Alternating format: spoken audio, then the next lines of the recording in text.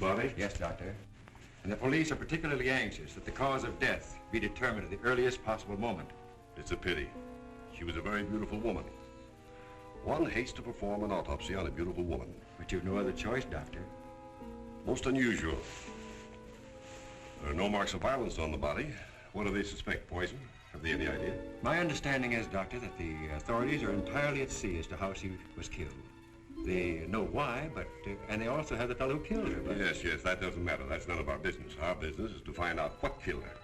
And yet, one often wonders, what could have caused the last thought that was cut off by death? If it was spoken now, what would it be? Yes, you're here. You found me at last. But you know if you kill me, I warn you. Don't come and outstep. No, don't, please. Don't! No, I told you I didn't want the bandage. Why, Laura? Why are you so opposed to the bandage?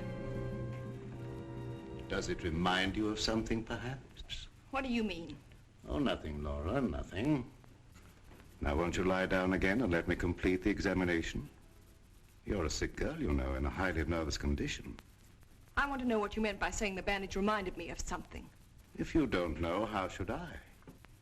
You don't fool me for a minute, Doctor. I know how you feel about me. Do you, Laura? Then I wish you'd tell me, for I don't know. I don't know how I feel about you at all. You're clever, Doctor. But I'm wise to you and that fool of a son of yours. How long have you been married to Ward now? Too long. And why don't you give him his divorce? He's asked you often enough. I'll give him a divorce when I'm good and ready. I see. I'm not afraid of anything he can do, or you, or anyone else. What's that? Your heart's beating like a trip hammer. I must warn you that this high state of nervous tension... What's that noise?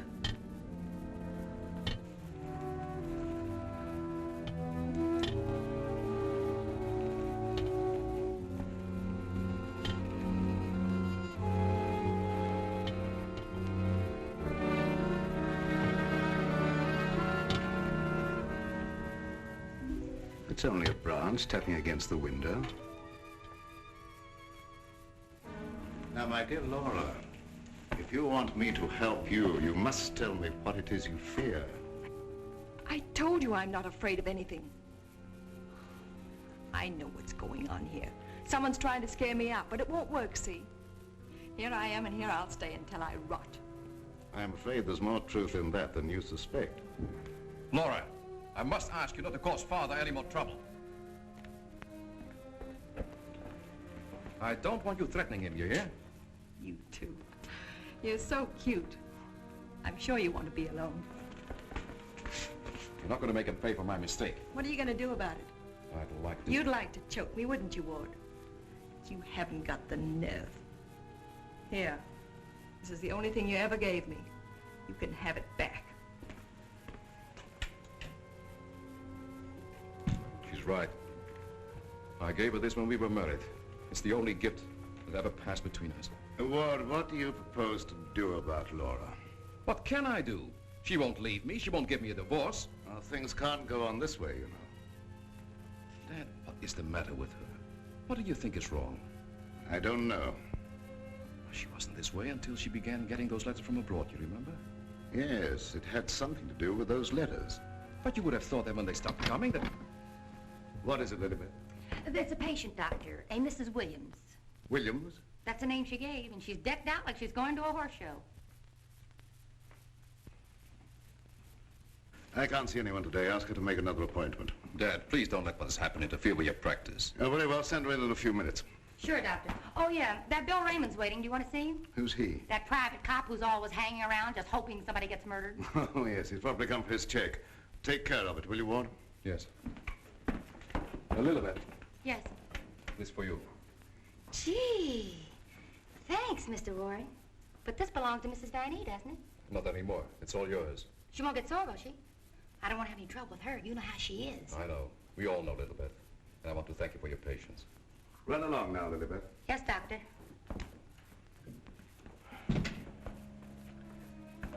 You made a fatal mistake, my boy, in marrying Laura. Yes, I know. But you don't suppose I'm going to stand for it forever, do you? No, I don't. And I don't think it will be necessary. Do you have a plan? I think it'll be better if you leave everything to me. From the day a mysterious caller came to see Dr. Van E. Oh, yes, I remember now, Mrs. Williams. I spoke to you this morning on the telephone. I'm sorry, but I can't tell you any more now than I told you then. Oh, naturally, Doctor. I did not mean to imply that there were any abnormal goings-on here. I assure you there is not, Mrs. Williams, nor will there be. Nevertheless, Doctor, the way you were described to me and the way your place was described to me, I am certain that I am in the right place. May I ask from whom you obtained these descriptions? From a friend, Doctor. A mutual friend.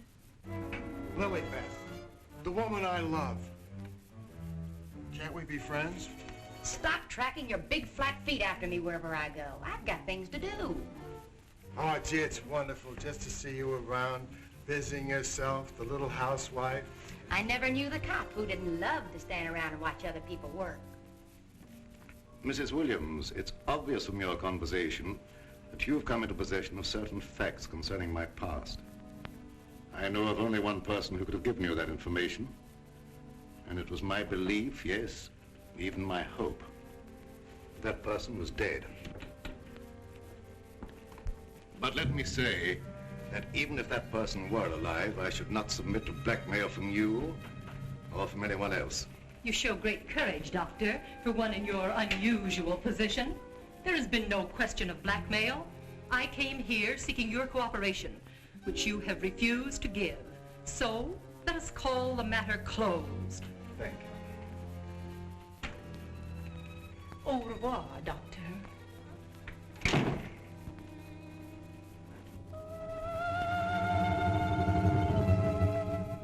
Then came this sinister pair.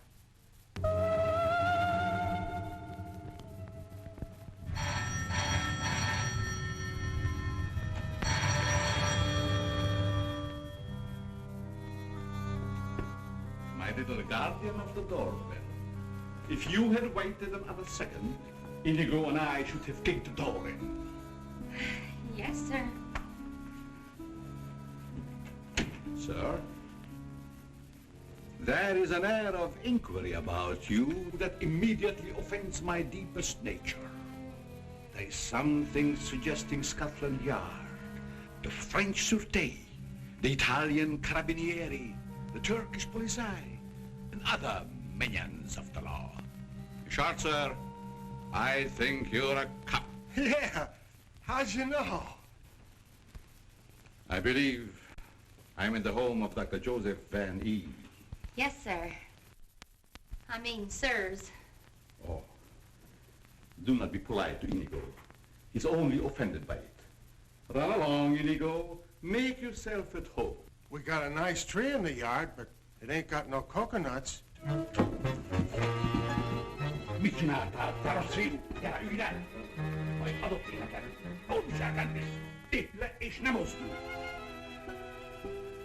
My little friend Inigo is deaf and dumb. He cannot hear and he cannot speak. But he reads the lips, and I would advise you to say nothing to annoy him. For his temper is short, indeed. This, I presume, is Dr. Van E's private office. Yes, sir. But I really should announce you. My dear girl, if I allowed myself to be announced, I doubt I would be received anywhere. I'm sorry, really I am, but the doctor won't see anybody without an appointment. Appointment? I have had an appointment with him these 20 years. He will see me. Doctor, someone's coming! My dear doctor, truthfully can it be said that your house is your castle, protected by your countless slaves? So it is you, Leonard. I was warned you might appear like one of your own illusions out of nowhere. My dear Joseph, you have not changed a bit. Have you met my friend, Mr. Raymond? Raymond? Oh, Raymond. No doubt a relative of the great magician of the same name. Mr. Raymond is our private patrol officer. He keeps an eye on the premises for us. And other comings and goings. A very good idea, my dear Joseph, to have a private bodyguard at your beck and call. Well, you fellas are old friends, I can see that. Oh, yes. Old friends. Well, then maybe you'd like to be alone to talk over old times. A very good suggestion. Thank you, Mr. Raymond. I won't be far away, Doc. Well, so long, Mr. Leonide. Don't pull any more little men out of your hat. Well, Leonide, what brings you to me after all this time? The long arm of coincidence, my dear Joseph. Simply the long arm of coincidence. Aren't you glad to see me again? No, I can't say that I am. You with your foreign background and I, what have we two in common? Always truthful, Cousin Joseph. As when we were young men. You might have said no and saved your career. But you prefer to tell the truth and ruin yourself. What do you want here, Leonide? A few days' hospitality, my dear Joseph. Nothing more. Is that too much for one cousin to ask of another? Remember, we agreed not to think of each other as cousins again, Leonide. Bygones, my dear Joseph. And I'm willing to forget. And I suggest that you do the same. You've grown older, Leonide, but there may be something in what you say. I'm not one to hold a grudge. But don't do anything that will make me regret my action. You have my promise. Now, if you will show me to my room. Oh, I should say, I have a traveling companion from whom I am inseparable. Who? Inigo, a dwarf, one of the little men. He became very much attached to me when he lost his master. You do not object? What good would that do? How true. Very well. You may have the room next to my daughter-in-law. I know you'll like that. Oh, yes. The lady, who I am told has an utmost horror of having her eyes blindfolded. A phobia of most interesting origin, I dare say. Something to think about. That night, my husband questioned Leonard about my past.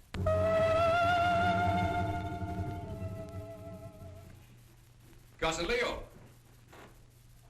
Oh, my dear Ward. How flattering that you remember me. Well, how could I ever forget you? What are you doing here? A chance visit, my boy. I wanted to see the old homestead again. You've seen Father? Yes, and he received me with open arms, in a manner of speaking. Well, I don't mind telling you, you came at a very bad time. We're having some trouble. My boy, trouble and I are like this. I presume you refer to the charming lady in the room next to mine, your wife, I believe. Yes, Laura. I haven't met her, but I'm looking forward to the pleasure. I'd like to talk to you for a moment. All right. Perhaps you can help us. By doing what, my boy? You've been everywhere. You were caught in Europe during the war. I'd like to show you something. You may be just the person I'm looking for. If I can be of any service. Did you ever hear of a dance team called Renee and Lorette? I don't think so, my boy. And then again... There must have been such a team. Look. Renee and Lorette. The dance of the green mask in the green room in Paris. The green room. Yes? Oh, the face of the man does seem slightly familiar. May I ask where you got this photograph? The maid, Lilibet, found it in Laura's room and turned it over to me. Oh, well, my boy, I'm afraid I can't help you. I played the green room on several occasions, but never with these people. In fact, I don't seem to remember them at all. And I appeared in many clubs during the occupation. I'm sure the girl behind the green mask in this picture is Laura. How can you be sure? Who can ever be sure what's behind a mask? If the people in this photograph could suddenly come to life. I'd like to know who the man is. It can be anyone, my friend. Anyone. In this makeup, it might be even I. I wish you wouldn't joke about it. This is very serious. Of course. But let us say you found out who the man in the photograph is. What then? I have an idea that if the man in this picture were to show up, I'd find out I wasn't married to Laura at all. Think over what I've asked you. It'll be to your advantage. Certainly, my boy. I will give it every consideration. And perhaps something will occur. Who knows? Don't you want to leave the photograph with me for my further study? It might be the very incentive that my memory needs. No thanks. I'll keep it. As you wish.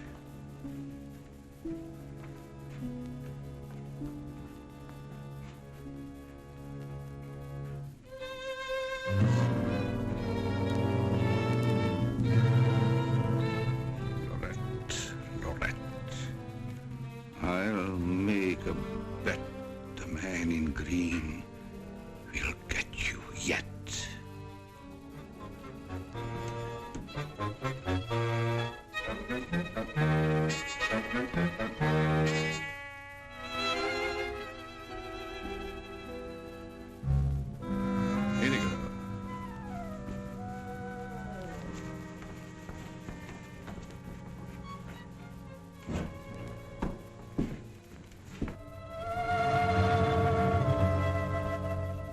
A gruesome surprise was in store for me the following morning.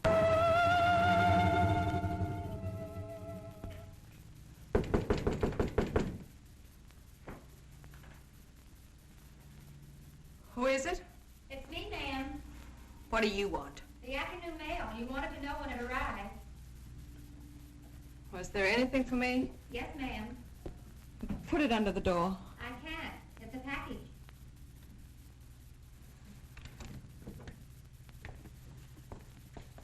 What's in it? I don't know. It's against postal regulations to open other people's mail. That's never stopped you before.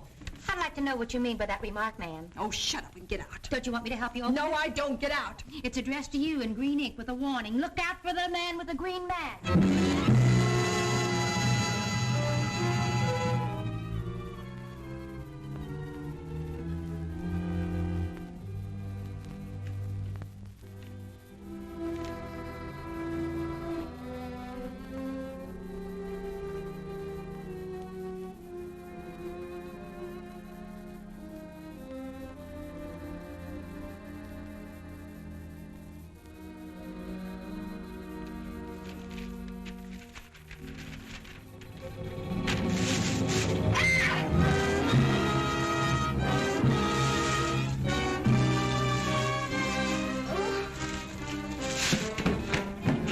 Ma'am, who done it? Which way did he go? Get out. Get out. I just heard you yell. I was hoping it was a murder at least. Get out. I tell you, you have no business here. Well, but you don't understand. I'm supposed to be here. That's what I'm being paid for. Paid? Yeah. You see, I'm Bill Raymond, private cop in this neck of the woods. I was hoping we'd have a little murder or something happen around here so as I could solve it and get my old job back at Central Homicide. Nothing personal, of course. Who told you to say these things to me? Well, nobody said nothing to me. I was just waiting around outside to see Dr. Van E, and I heard you yell. So you're a friend of that crazy doctor and his son. Crazy? I wouldn't exactly say that, ma'am. The doc's a pretty good egg. You wouldn't want anyone to say you was crazy, even if you... You can go back and tell them I'm not afraid of being murdered by you or them or anyone else. No, I don't guess you are, ma'am. Still and all, if you was to get murdered and I was to find out who done it, it'd be kind of a break for me. That don't beast the kosher. I wouldn't say that to you, lady, even if I knew what it meant. Now will you get out? All right. I can take a hint. Nice little bedroom companion you've got there. Get out. I'll go, but don't think I'll come running next time you yell. I'll know it's a fake.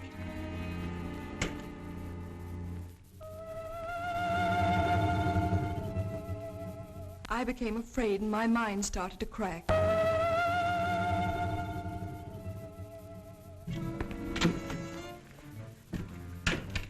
Lilybeth, my melancholy baby, where are you? Where'd you get that box? I don't know what you're talking about. You lying little snoop going through my things. What'd you do with the picture? Where is it? I didn't see it. That's the last time you put your hands on me. I'll give you one more chance and then I'll... I told you I don't know where the picture is and I don't know what you're talking about. It's been you all the time going through my things, opening my mail, rapping on my door at night. Now you're blaming me. I've never touched anything of yours. You've got my robe on now. Where'd you get that? I was just trying it on. Mr. Ward gave it to me. He said you didn't want it anymore. I'll tell you when there's something I don't want. Oh, shut up. It's only a dummy. A dummy? Where'd you get that thing? I suppose you're going to tell me you don't know anything about that either. Oh, I bet it was in the box. In the box I brought up for you, that's what. There were no stamps on it. How did it get in the mail? I don't know. The doorbell rang, and I thought it was a mailman. I opened the door, and it was sitting there on the stoop. You're lying. No, I'm not. I don't mind telling a lie now and then, but I'm not lying now, honest. Trying to scare me out. I'm not leaving. No, but I am. You come here. You and Mr. Ward are pretty thick, aren't you? Thick? Yes, thick like your head. He's fallen in love with someone else. Who's she? I don't know. It's not me. I know it isn't you. I know all the signs.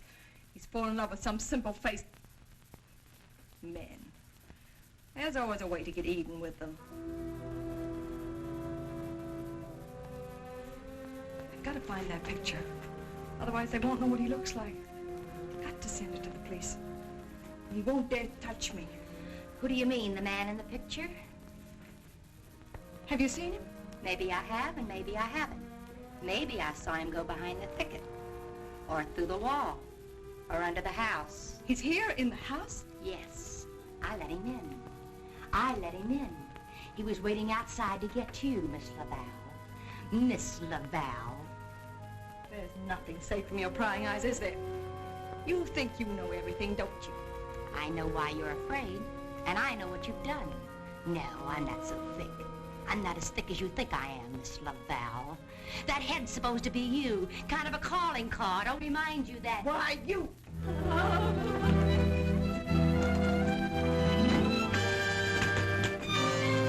Excuse me, lady.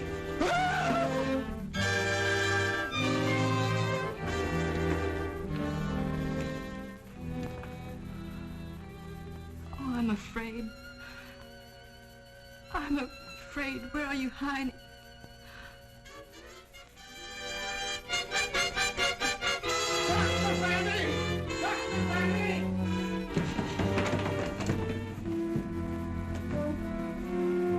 Dr. Vanny! Dr. Vanny! Doc! Fun is fun. But after all, there ain't nothing in my contract that says I gotta... Well, now I ask, is that anything to be playing football with? Where did you get that, Raymond? Miss Vanny chucked it at me like I was a pass receiver for a football team. And I'm all out of practice. Let me see it. This comes from a group of anatomical specimens that was locked in a room in the cellar. How did you happen to get it? That's what I'm trying to tell you. There I was, outside her door, strictly minding my own business, understand? Listening at the keyhole. I don't think that belongs in the realm of your duties, Raymond. But, Doc, there were screams inside. You gotta admit it's within the longitude of my profession to make with an investigatory reaction thereto. What am I saying? I don't understand how his head got from its locked room in the cellar. Well, the way I heard it, it was sent to Mrs. Vanny. That was rather a gruesome practical joke. Why, your anatomical locker hasn't been opened for ages. I think you once told me you'd lost the only key to it. I know. There is no key to my knowledge. Why, that thing didn't walk out of the room by itself. Hardly. Doc, I'm worried. What about, Raymond? Well, now, take this head business. The whole thing don't seem hardly serious to me. I think that if it's all the same to you, I better be checking along to other duties. You're not afraid, are you, Raymond? Who, me? Scared? It's just that I don't think that there's gonna be any murder here done after all. That's too bad. Well, it's not your fault, I guess. It's just not my lucky day, that's all. Thank you, Lilibeth. Oh, Miss Lilybeth, have you a little more coffee in the kitchen? What happened to the 3 gallons I already gave you today? Lilybeth, what you need is a good, strong, steady man Who is always hanging around, tracking up my floors and things. What's that on your shoe? Looks like cobwebs from out of the cellar. What were you doing in the basement? It could have been the attic. Bill Raymond, you're holding out on me. What are you up to? Up to? Yes. Who asked you to go poking around in the cellar? It was in performance of my duty. What duty? What did you find? Absolutely nothing. That's what makes me so disgusted. Too bad about you. You know, Lilybeth, I think somebody around here is just kidding. They don't mean business at all. Why don't you just wait around and see? Say, if you got any inside dope, I wish you'd tip me off. If I'm ever going to get back to Central and prove I'm a good detective, I gotta have some clues.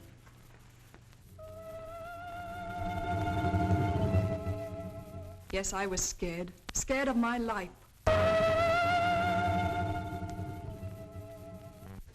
I expected big things of that ghoulish-looking guy, but he ain't delivered neither. I should say, in a way, you were entitled to expect big things from him. Leo was once confined in this house when it was an institution for the insane. Nerves, you know. Do tell. Well, then, he must know his way around the place, huh? I understand while he was here, he engineered an immense number of secret passages through which the guards could keep an eye on the inmates at night. Finally, he took one of these passages into the outside world, and we heard later he'd been seen in Europe. Ah, Europe. That's where history's being made today. Gee, I'd love to travel and... Well, perhaps you'll have an opportunity someday. Not if something don't happen around here pretty soon to make me famous. That Lilybeth. I've been trying to get a cup of coffee off of her all day. She don't care what happens to my metabolism. Metabolism. That's a good word. I wonder what it means.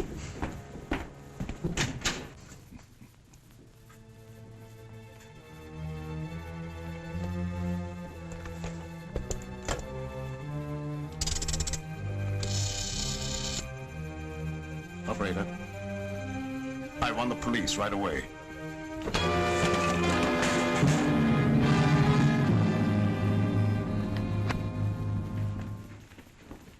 Stop crowding me. But, hon, don't you want me around to protect you? That indigo guy might... Yes, but who's going to protect me from you? Lilybeth. My wild Irish rose. I just live for the day when I can take you out of all this. When I can slave and get you the luxuries in life. Gee, I'd gladly work my fingers to the bone to buy you expensive motor cars and furs and jewels and things and serve you breakfast in bed. What's the matter with me? Am I crazy? Yes, and I'd hate to hang by my neck until you got me all those things. Yeah, you might get a little blue in the face. Still and all I gotta do is to find myself one slightly murdered body, and I'm in. Stop looking at me. Oh, Lilybeth, sometimes I think I'm not getting anywheres with you. What do you think? I think you've got a good idea there. All right, all right. You'll be sorry someday when you see my picture in the paper. Wait and see. Hey, Lilybeth, why don't you answer the doorbell? Maybe that indigo guy wants in.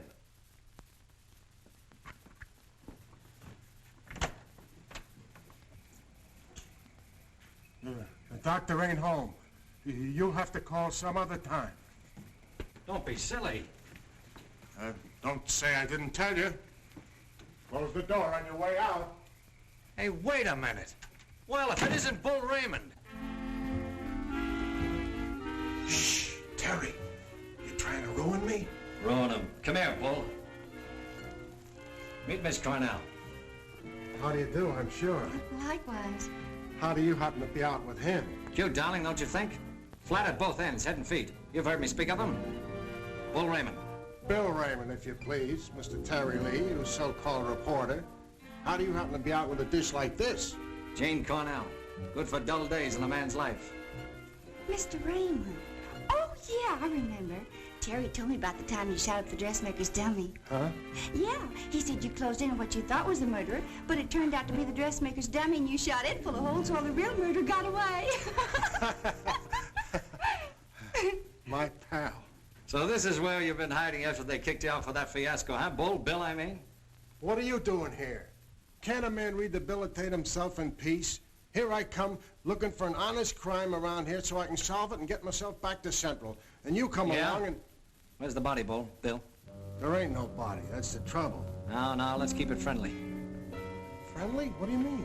Let's have it. Who killed who and why? Are you kidding? Did somebody get knocked off around here? Look, I don't like to be kidded either. Where is it hidden, Sherlock? Oh, Terry, you've been on the police beat so long that... Now listen, Bill, you know me well enough to know I wouldn't come out here just for the ride. Not when I could be, It just so happens there was a call to the police. Came from out here. And I happened to be there when it came through. Miss Cornell happens to be the operator. So she tipped me off. Told me the line had gone dead. So I smelled the story, and here I am for an exclusive. You see what I mean? What's in there? Well, that's the doctor's consulting room, but there ain't nobody in there. I've been standing here for quite a spell. Open it up. Let's take a look. That's funny. The lights in here ain't almost never out. In you go. Never do that. I could get killed that way. Is that bad? Oh, so nothing's happened around here, huh?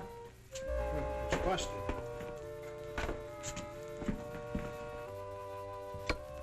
There, see? Like I said, there ain't nobody here.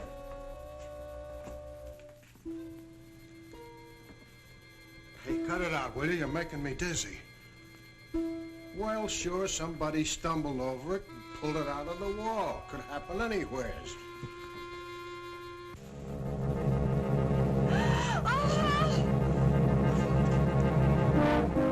Wants to shake hands with you, Bill. Step right up. Not me. You seen it first.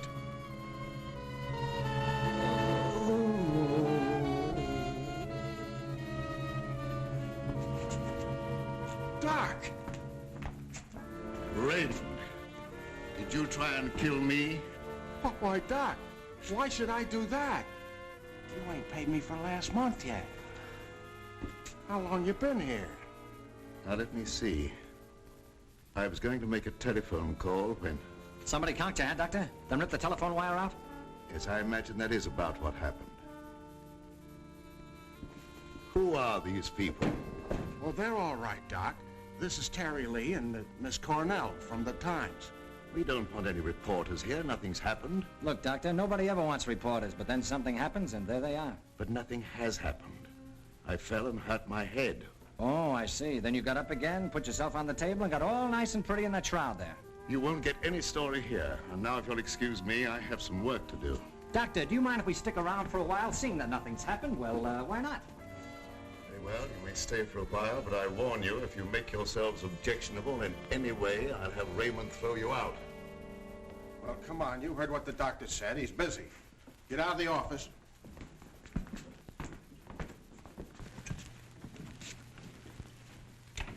Probably a pretty nice guy, caught in a tough spot. That's the way I see it. You wouldn't want me to tell him you got kicked out of homicide, would you, Bill, old boy? Oh, Terry, you're my pal. You know that, don't you? Would I kick you out? You would if you could, Bill. Now, why can't we have a little talk, quiet like? Well, if you just follow me in the parlor over here. Oh, me too, darling, me too. Darling knows everything about everyone, and that's how I learned. Did that? I just sit at his feet and listen. Baby, I'm going to miss you an awful lot when I grow tired of you. Now, remember, you're just going to listen. Well, of course, darling. What else do I do when I'm with you? Sit down. Now, as I remember it, there was a singer at the Click Club who called herself Flora Laval. Didn't she marry young Ward Vanny a couple of years ago? I don't know nothing about it. Oh, yes, you do. It was just about the same time that you had that affair with the dressmaker's dummy. Oh, yeah. Yeah, now I remember, Terry. You're right. She was down to the Click Club, and it was her that married Ward. Wasn't that on a bet of some kind? Well, there was a party going on, and somebody dared Ward to ask the singer to marry him, and he thought at the time it was a good gag, and he went along with it. That's right. He got pretty high and then popped the question at her. How romantic. I just love that. Hush, dear. Listen. Oh. Well, that's how it happened anyway. Ward woke up the next morning and found himself married solid. He'd asked her, and she'd snapped him up. Oh, and they lived snappily ever after. I don't care. I think it was sweet. Darling, couldn't I get you high sometime and... Sweetheart, have you ever heard the old saying about little girls? What's that? Little girls should be seen and not heard. Now go on, powder your nose. All right. I think I'll be shoving along, too. Now, wait a minute. We're just getting started. We were talking about a singer who called herself Laura Laval. Pushed away into this house for good reasons of her own. Gentlemen, I beg your pardon. I must tell you frankly, I have been eavesdropping. Professor Leonard, this is a reunion. My boy, you must forgive me. You seem to remember me, but I do not recollect you. When was it? What was it? Oh, Professor, it was a long time ago, and I was a kid up in the balcony in Albany. Yes? When you brought down the house with great feats of legerdemain. Oh. You remember, Professor? That was the night that the box office receipts disappeared, just like magic. A part of the act, my boy. Just a part of the act. It's a pleasure to meet one of my youthful admirers. Terry Lee of the Central City Times. Oh, the press? Well, it's nice to have known you. Wait a minute, Professor. What's your hurry? Are you afraid I might bring up the subject of those certain unfortunate recent connections of yours? Shot in the dark, my boy, I'm sure. And I will ignore it. Of course. And this young lady, no doubt a companion of yours. Jane Cornell, my fiancée. Delighted. Likewise, I'm sure. Delightful. And I would suggest to take very good care of her.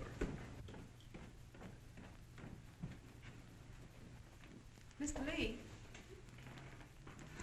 Oh, I haven't had a chance to talk to him yet, Mrs. Van Eve. Never mind, I'll tell him myself. Darling, I met her upstairs and I told her all about you and that you know everything about everyone. Thank you very much, dear. Welcome to your living room, Mrs. Van Eve. Thank you, but it isn't my living room. I understand you're not unaware of my position in this house. Well, maybe you can tell us about it. I'm being kept a prisoner here against my will. I'm alone and friendless. I'm sorry. Why haven't you called the police? They've done nothing but to call for the police. They have kept me penniless so that I can't leave. I understand. They're trying to destroy my mind, Mr. Lee. By innuendo and indirection, they're trying to make me believe I've done something dreadful in the past. That I'm to be the victim of some horrible vengeance. You know best about that. I'm innocent, Mr. Lee. I've done nothing. Now, this doctor's brought some stranger here with these tricks and illusions to further make me believe... You mean the professor and his little, Yes. You must help me, Mr. Lee. Laura, it's so good to see you downstairs again after all these days being locked in your room. You know perfectly well why I've remained locked in my room. Ward, this is Mr. Lee of the Times, the gentleman I told you about upstairs. Oh, yes. Look here, Mr. Lee. We don't want any more of that front-page splash stuff, such as I got when I married Laura. Your wife's been telling us that she's being kept here under constant threat. She is out of her mind. See what I mean, Mr. Lee? They don't overlook a single chance to put it in my head that I'm crazy. Perhaps I can explain, Mr. Lee. We don't believe there's anything wrong with Laura now, but we are sure something will happen to her mind if she continues to live under this strain. It's just as I told you. They're behind it. Can't I make that clear to you? They spend all their time trying to terrify me. They write me letters in green ink. They send me dummy heads wrapped in green paper. Anything to frighten me so I can't sleep. I can't think. The only thought in my head is that I'm going to be killed. These are very serious charges, gentlemen. And I might say it'd make a perfect front-page splash. Lee, if you dare print a word about those ravings of my wife... Don't do anything to make me think they aren't ravings, Mr. Van E.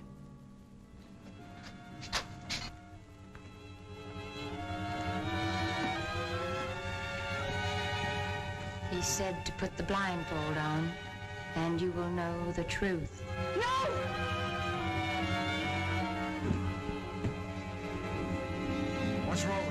Quiet, Raymond. You don't mean that she's... Dead, Raymond.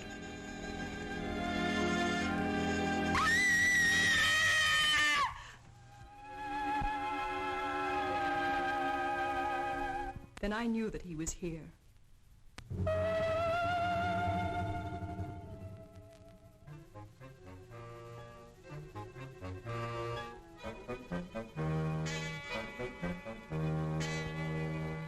She's coming out of it, but she's in an advanced state of shock. Maybe necessary to administer a sedative. That's intended to shut her up.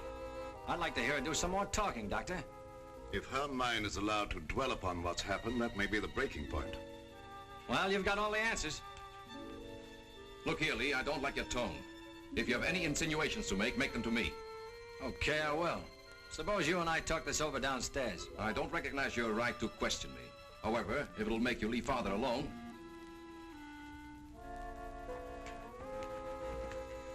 Bill, fix yourself a chair right outside the door and don't leave until I get back. Sure. But what about Lilybeth?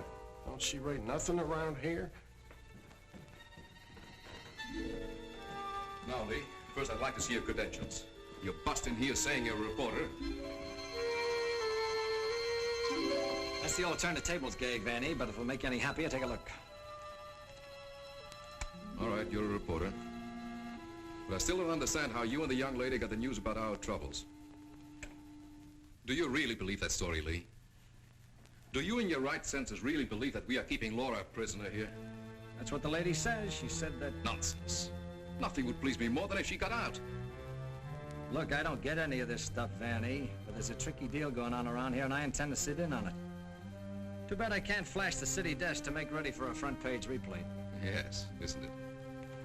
Either your wife is the victim of a well-plotted program of persecution calculated to drive her insane, or she's the witch you say she is. You're the fellow with the nose for news. What does it tell you? It tells me that right now I'd like to know where your disappearing relative is.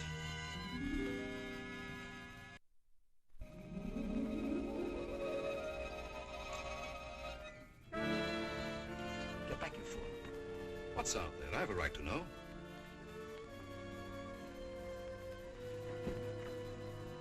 Don't see anything. What was it? It isn't possible. It isn't possible, of course. What do you see out there, Lee? I've had enough of this. Come on. Are you nervous, Miss Cornell? Oh, no. I think it's very exciting. Well, Professor, I thought I just saw you outside, baying at the moon. You disturb her sleep. Poor child. Where have you been? How will you start acting normally for a change? You're bringing suspicion upon all of us. I, my boy? What have I done? Suppose you tell us. Has no one arranged to silence you yet, Mr. Lee? What a pity. I don't silence very easy, Professor, and it'd take a lot more than what you've done to her.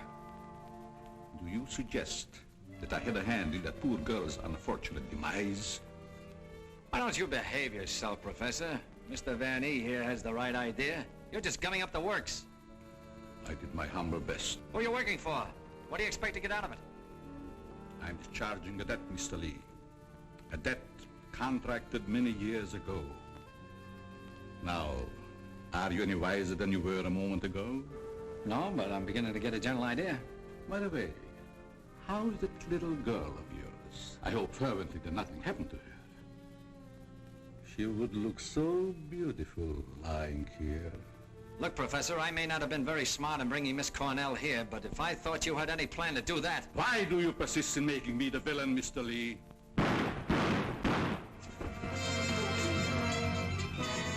Now we will let you be the witness, Mr. Lee. I am here. The sounds came from upstairs, right? Always reliable. Now what are you rehearsing? In there, Terry! In there! It's murder!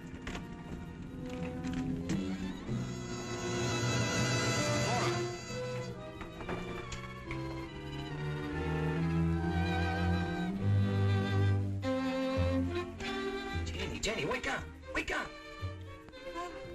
Oh, Terry. Tell me, what happened? Oh, Terry, darling. Let me think. Everything went black and... Yes? Then it started to talk. What started to talk? I don't know. That thing. Now, look, let's get back to the beginning. I left you here with Dr. Van E. Yeah, and then he gave Mrs. Vanny a shot with a long needle. Never mind that. All right. Then he said, would I sit with Mrs. Vanny? Okay. Where is she now? Who? Mrs. Van E. Where did she go? That's just what I asked you, Janie. Well, she was right here. Then Dr. Vanny went out. Then what happened? Oh, then Bill Raymond came in. Oh, that's great. The two of you in the same room at the same time. How did you communicate with each other? Sign language? Oh, I don't care. All you do is make fun of me. I didn't ask to come to this, whatever it is. Oh, yes, you did, dear. Don't you remember? You said you wanted to see what the life of a reporter was like. Don't forget, Mr. Lee, one must not expect too much of certain types of mentality. Shut up, Bill Raymond. I remember you when you couldn't even make your X. Oh, I want to go home. We can't go home, darling. We've got to get a story. Why? You don't understand. Yes, I do. Why do we have to get the story? Who cares? She's got you there. All right. Now you tell me what happened to you. Me? Oh, well, you said to stay outside the door, and I pulled up a chair. That's right. She was inside the door and you were outside.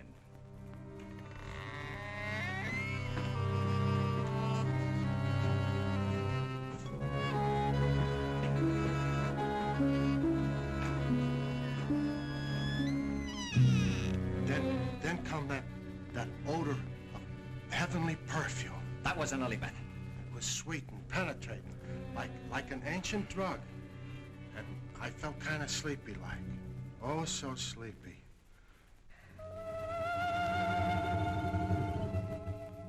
At last, he had me under his power.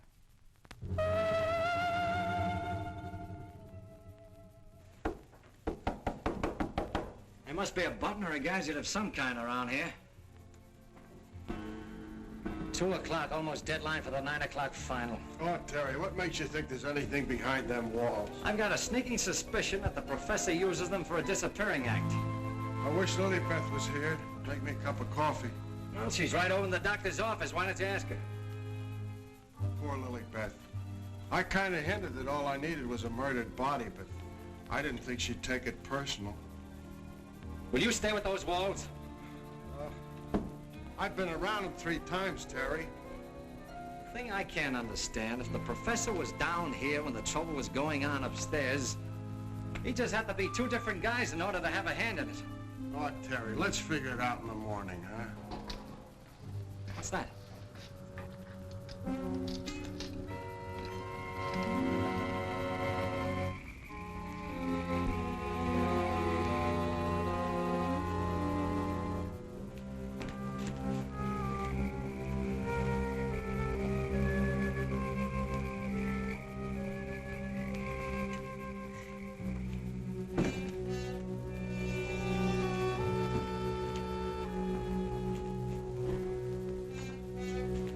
Wake up.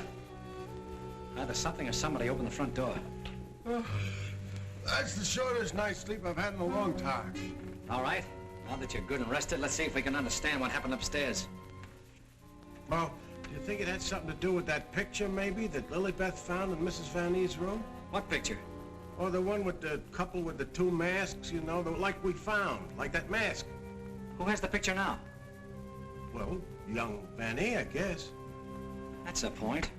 Where has Mr. Van E been since his wife's disappearance? Well, him and his old man are sleeping. I guess they got some sense. Oh, no. I've already checked that, and they haven't slept in their beds tonight. Wake up! I refuse to answer on the grounds that my attempt to incriminate or degrade me. My unconscious mind. Now, look, Bill, please stay awake for a while. Now, look, tell me, what happened when you smelled that sweet odor in the hall upstairs? No, it smelled lovely. Lovely, that's all I can remember. And Dr. Van E had already left Laura's room, is that right? Yeah, he'd gone out, and he said goodnight, and he had given her some sedative or something that he said would take care of her till morning, and then he went down the hall to his own room. And then you fell asleep? Yeah, no, I just kind of dozed off a little. Like this. Here's your coffee, sir. Terry, that's a dirty trick. Stay on the other side of that window. What for? Take a look. I'm looking. What do you see?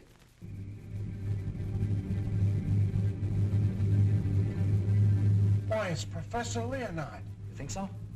Come on, get outside. Who, me? Yes, you. I can't go out there with Jane in here. Well, why can't I stay inside and watch and you go outside? Oh, that's great. You watch the way you did upstairs. Now, do you want that guy to get away? Yes. Standing there shaking in your boots. Aren't you ashamed of yourself? No. Well, you should be. Go on, Bill. This is your one chance to rehabilitate yourself. Wished I'd never even heard of the word.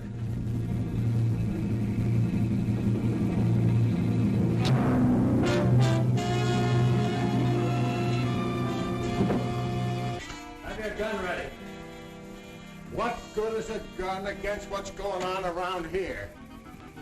Lilybeth! Oh, gee, this ain't natural. Who are you talking to? The woman I loved. Poor little angel. Try and speak to me. She can't hear you.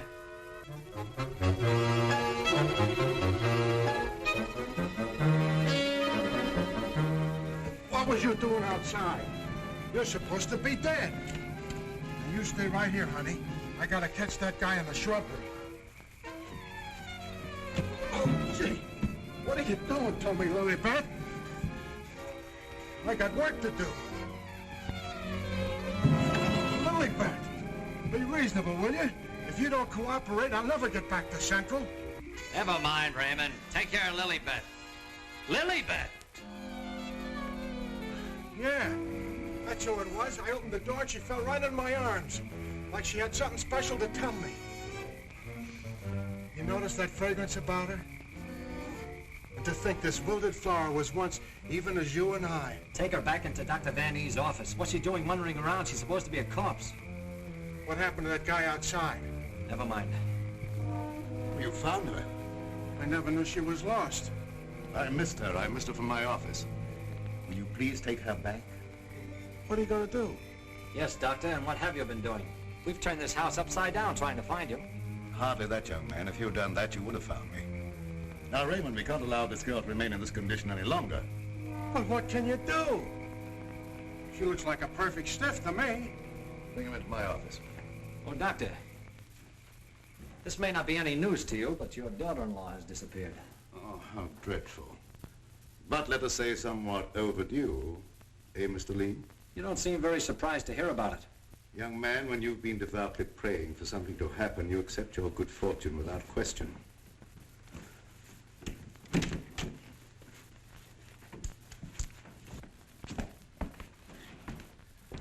We thought that probably you might be able to throw some light on the subject. That's right, Raymond. Leave her there. There's absolutely nothing wrong with her. Huh? And you mean I've been pining away for nothing? She was put in a deep hypnotic sleep, that's all. But why? Why, Doc? Who done it? It was done so that she would obey certain orders that were transmitted to her. If that's true, then why did you declare her dead? I had my own good reasons. Would you give me one reason why you like to go around getting hit on the head? That must become a little monotonous. Mr. Lee, are you sure that you saw what you thought you saw? I'm not blind. I might be getting a little dizzy in this madhouse.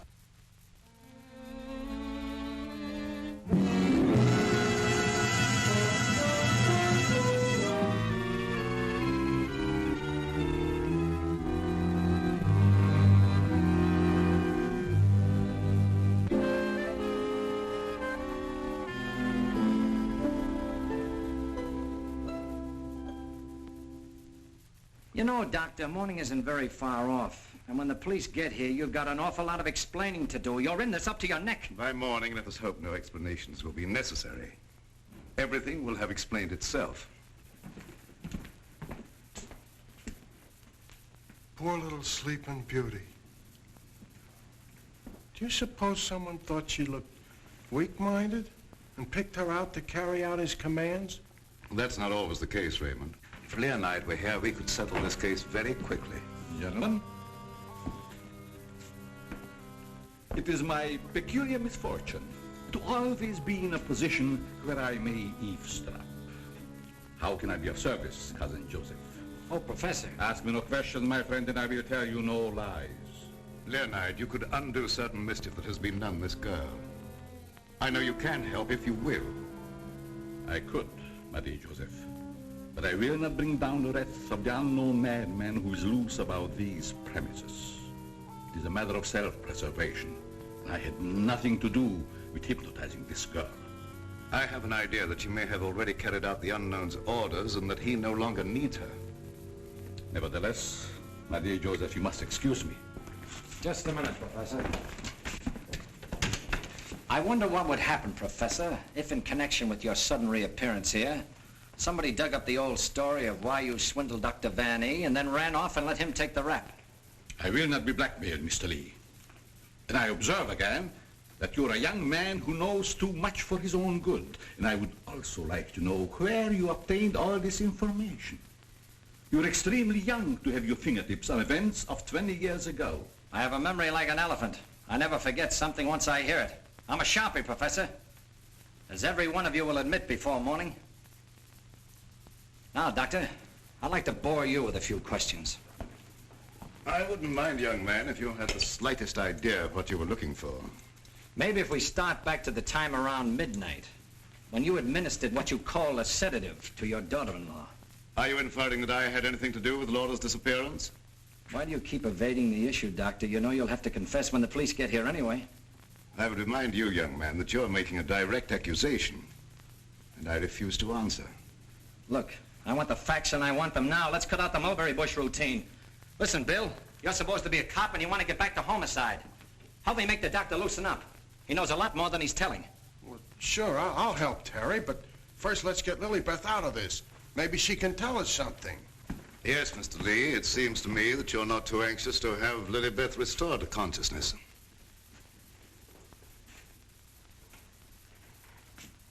What do you hear, Doc? Her heart's in a very depressed condition. Someone's been giving her orders by mental telepathy. Hey, could I learn to do that? Supposing Lilybeth was in the kitchen, could I telegraph her a wish for a cup of coffee, huh? Perhaps, Raymond, someday when we have a little time, I'll indicate the principles of hypnosis to her. Thanks. My dear Joseph, the principle of hypnosis isn't as simple as you would make them believe. It requires a long and patient study. But I will risk the wrath of the unknown. For I see you truly love this child. And for your sake, I shall use my knowledge. Oh, gee, thanks, Professor. You're solid.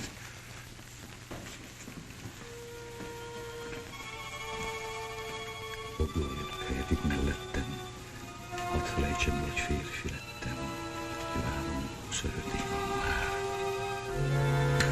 Wake up. Wake up. Lilybeth, darling. Keep your big hands to yourself. What are you slapping me for? Professor, put her back to sleep. It's better that way. What have you been doing to me? Me? What have I been doing? Yes, what have you been doing? You gotta learn me that hypnotism trick. It's my only chance. Tell me, Lilybeth, what happened? Well, I can't seem to remember it. It all seems like a dream. Did you see anyone? No. But I do remember a perfume, a sweet odor. Yes, go on. Terry, darling. Oh, Terry, darling. Yes, Jane. What is it? Is it Halloween? No, it isn't. Then why was that green face bobbing up at the window? What? Yeah, a green face just like the one I saw up in Miss Van E's room. You saw a green face in Mrs. Van E's room? Well, yes, darling, that's what she was shooting at. I mentioned it to you, but you're so scatterbrained. Yes, dear, I'm scatterbrained. Does your mind feel rested now and everything after your nap? Mm-hmm. That's a good girl. Now, come on, tell me, what happened? Oh, don't yell at me. I can tell you just how it happened. We were alone in the room, and Laura was going to sleep. And then she said, oh, take away the bandage. And I said, what bandage? And then she said, oh, don't shoot me. I didn't mean to do it. And then, the room got awfully black. I think somebody must have turned off the lights. Just like that. Go ahead, you're doing fine. Well... Yeah, the lights had already gone out. Uh-huh. And the room got awfully dark. You've already said that. Think hard now. You saw a green mask. It came out of the wardrobe. Like a moth? Yes, darling, just like a moth. Oh, how clever of you. He was just like a great big moth, and he flew around and Please around don't and make around. yourself any dizzier than you are. Now tell me the rest of it. Well, I just don't see how you could remember that it was like a great big moth. And did you see it? Were you there hiding in the wardrobe, maybe? No, I wasn't in the wardrobe. Now look, Jane, please, be yourself. No, I mean, don't be yourself. Just relax. Relax. Mr. Lee, just a moment. Where were you? Were you upstairs? No, I was down here talking with your son. And by the way, where is he? Here I am, Mr. Lee. What can I do for you? Will you stop it? Yes, I was listening outside the door. You haven't answered my father's question yet. Oh, come on, take it easy, take it easy. Maybe you can tell us where you've been, Mr. Vanny. Of course you don't know anything about your wife's whereabouts. Oh, go on, tell him where she is. I want to go home. I'm hungry. Quiet, everybody, quiet! Laura! Don't. No, don't. Don't.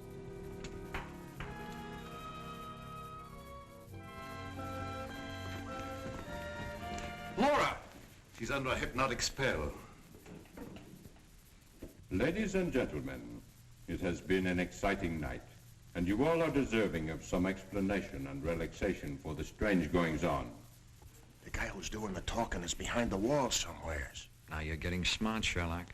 We introduce at this time the team of Lorette and Renee as they appeared at the height of their success in the green room of the Paris Crillon. Sure. The mask. The picture. Mademoiselle Lorette.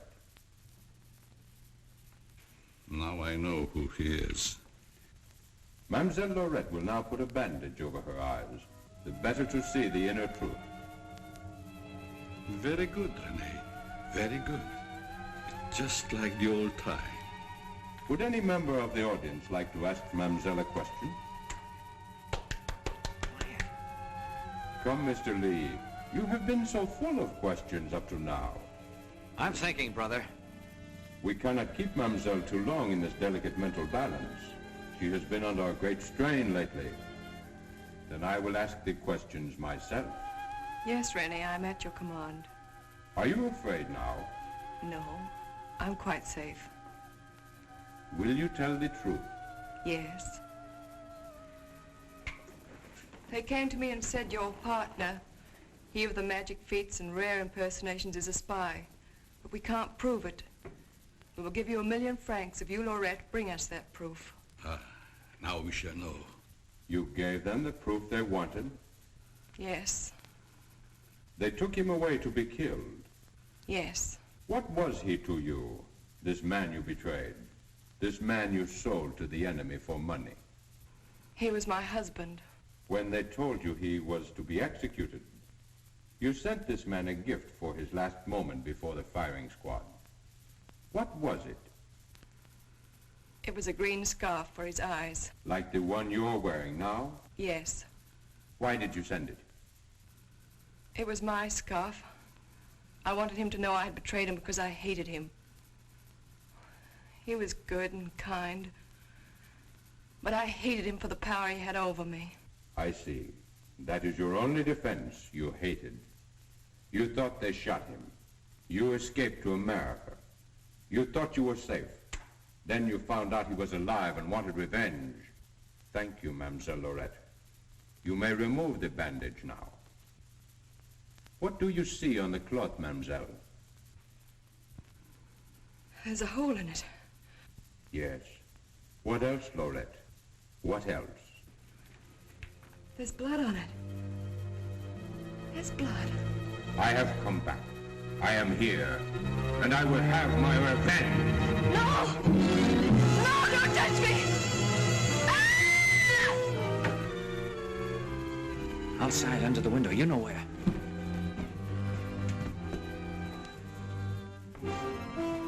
Yes, he had his revenge. She's been living in mortal terror that he'd find her. Just a minute, lady. You ain't going nowheres. Well, if it ain't Mrs. Williams, come along with me. Come on. You want me to slug you? Get inside. Hey, Terry, come here. Get a load of this. There's your man. At last I caught me a murderer. You're wrong. I never laid a hand on her. Nay, my boy, you kept your promise to me. You said you wouldn't touch her. But she's dead, ain't she? And you ain't going nowhere till we find out what killed her. And you, Professor, you know too much for your own good. I'm holding you, too. Now you're getting smart, Bill. Well, Professor, I see you two know each other. Yes. Rene was my assistant. I taught him everything he knows. He went out for himself and became a success. Later, we met in a concentration camp. And here we are. A small world, Mr. Lee. A small world, indeed. Terry, isn't this the place where you get the marriage licenses? No, dear, this is the morgue, the morgue. Oh, darling, you say the cutest things. The mark. Oh! Oh, never mind, dear. You just stay right here. Nobody will get you. Oh, but... Well, Doctor, got anything to add to my story of the year? Who's this Rene? Rene was a husband. She turned him over for a sum. Figured the Nazis would take care of him, but he had ideas of his own. Look, Doc, was it murder? Do I finally get a break? Was she murdered? We're sending the report to the police. What was it say? Ah, come on, Doctor. Don't hold out on us. I didn't understand it at first, but I do now. There were no marks of violence on the body, and we found no internal disturbances. What does this all add up to, Doctor? Yes, let's have it. She was literally scared to death.